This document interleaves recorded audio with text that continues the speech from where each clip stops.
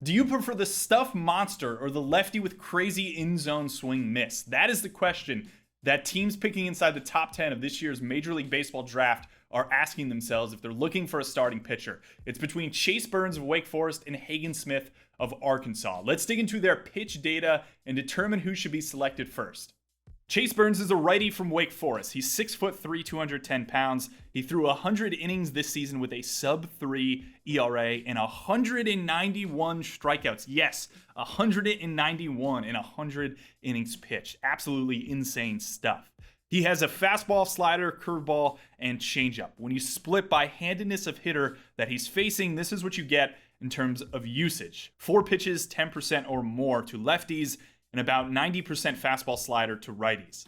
From a release characteristic standpoint, he has average extension down the mound and a well above average release height, getting up to 6.5 feet, where something more like 5.8 feet is the average.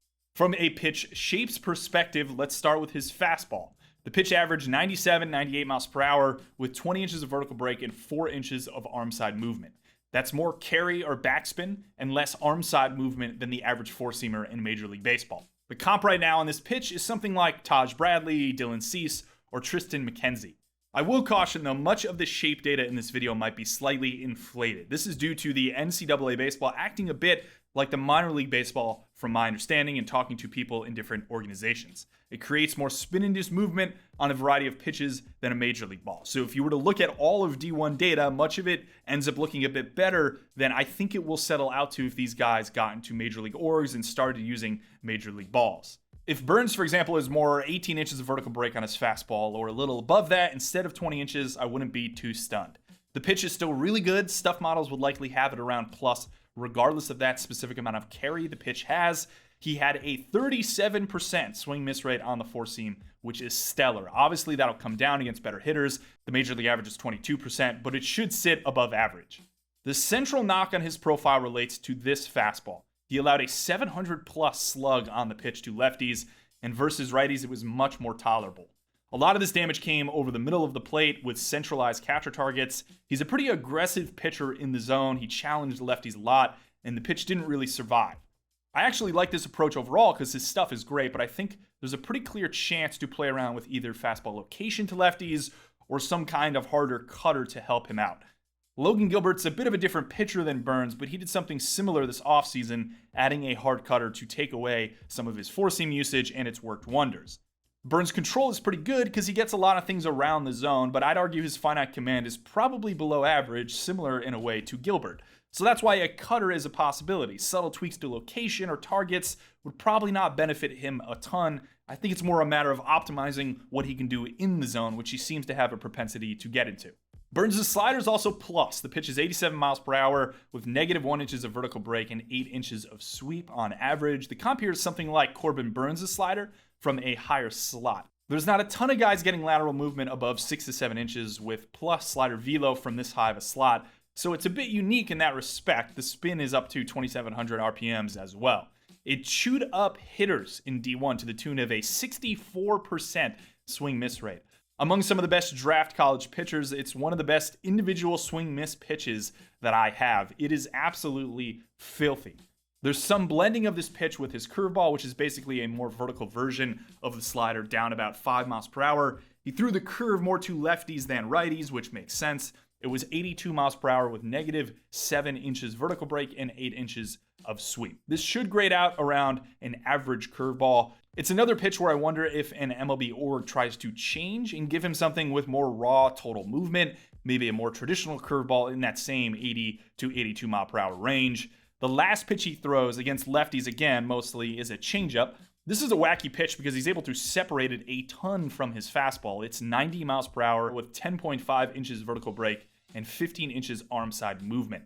It has more backspin than your average changeup because he's so over the top, so it's going to be hard to cut the vertical break on the pitch unless he opts for more of a split grip. He got this pitch in the zone a lot too, which I didn't expect, but it didn't really miss a ton of bats, and lefties tagged it when he did throw it, posting a 500 plus slug against it with a lot of line drives. You could see the theme here. Dominated righties, struggled a bit against lefties. Although Burns is one of the best arms in this draft, I think there's a lot of room for a major league organization to optimize his usage and shapes versus left-handed hitters to make him in total more effective. I don't really think there's much they need to do to righties. Fastball and slider work really well, but I'm very curious to see whether a team adds a cutter, plays with his location, and how they optimize him versus that specific handedness. He's a fun pitcher. He might have some warts in this respect, but again, the raw material here is so good that I'm fascinated to see how he develops in a major league org. Hagen Smith out of Arkansas is a very different pitcher than Chase Burns. He's a lefty, number one, listed at 6'3", 225. He threw 84 innings this most recent season with 164 strikeouts alongside a 2.04 ERA. Pure domination. Smith and Burns have the first and second highest K per 9 in Division I history. Just insane results in a pretty offensive environment. Hagen throws a fastball slider changeup with heavy fastball slider usage to either handedness of hitter.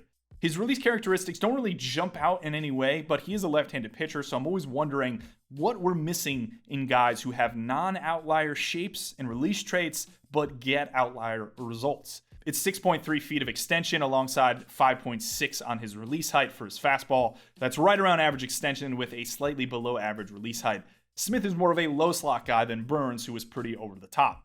It's 95 miles per hour with 17 inches of vertical break and 13 inches of arm side movement from that low release. The VAA is around negative 4.5 degrees. So it's both more vertical break than average from that release and more arm side than average. Pretty two-plane pitch from the left side. It's tough to find a comp for this shape in the bigs. It's in the realm of Jesus Luzardo, who has similar two-plane shape but less extension and a high release. So to put it simply, I think this is a better fastball than Jesus Luzardo's. This is again dependent on the idea that Smith's shape somewhat resembles what we're seeing in D1 when he gets to a major league ball. The key with this pitch is that he generated a ton of swing and miss in the zone. Near 40% swing miss is double what you'd expect in the rest of D1 on a fastball or even the major leagues. His slider, which we'll talk about in a second, also had similar amount of zone swing miss. Maybe it's his command, maybe it's how the ball moves or how it looks from his slot, but both of his pitches were really difficult to square up in a pretty offensive-friendly environment. In terms of location, Smith's fastball sits up into his arm side in the zone. He doesn't really pitch inside that much. Off the fastball, he keeps his slider down to both lefties and righties, letting it linger in the shadows. That slider is 84 miles per hour with negative 1 inch of vertical break and 5 inches of sweep. It's not a sweeper, not a bullet sider. It lands somewhere in between the two. I actually like this shape a lot for a starter, honestly more than a sweeper. I think a pitcher's inherent command of less sweep is better. It's slightly more platoon neutral, and you're generally going to be able to throw it harder. On that shape alone, this pitch isn't going to grade out well because it's not in that 85 mile per hour plus area where it probably net out to an average slider. But again, this is one of those situations where he's getting such good results on it. A 55% swing miss where 33% is more average, and minimal damage allowed, as I mentioned, that there's probably something going on with the release or interaction with the fastball on this slider that helps it play up to plus. The comp here is a tough one again because in this velo band, MLB orgs seem to push guys towards hard cutters or more sweep. I think DL Hall's slider is kind of similar, but again, they have some release traits that differentiate them. It's at least in the realm of that pitch. Hagen Smith's changeup isn't used a ton, and if there's a knock on him, it's probably developing this pitch, which I think could be pretty important come his major league debut. It's 88 miles per hour with 9 inches vertical break and 15 inches arm side movement. Pretty standard changeup shape. He didn't really land it in zone much, which makes sense given he used it mostly in deep counts. His whiffs were pretty high on it, which isn't too surprising given that hitters are probably trying to key in on his fastball and slider, and seeing something move arm side from his slot was pretty unexpected. I think I've gotten to the point where I'd rather just look at results on most changeups instead of shape, and to that point, I think I just want to see this changeup and how he uses it versus better hitters. Hagen Smith and Chase Burns are very different pitchers, and that makes the discussion between the two of them pretty interesting. I think we've gotten to the point in the league where multiple fastballs and a ton of pitches is really become the standard, especially for right-handed pitchers. If you're a righty coming into the league with fastball slider, what we've given you now is a sinker to help behind in the count versus righties. And then when you see a lefty, we're pushing 4 or 5 pitches, 10% or more, curveball, cutter, etc., alongside the fastball slider and changeup. Righties, I think there's just more stuff projection going on, and that's probably driven down a lot of the offensive production in the league. But with left-handed pitchers, I don't really see the same theme. There's still a lot of lefties that rely on 1 or 2 pitches a lot, and that's where you run into Hagen Smith versus Chase Burns. If you're projecting Hagen Smith going forward, there may not be as much to do compared to a guy like Chase Burns where you can really get crazy with some of the pitch design.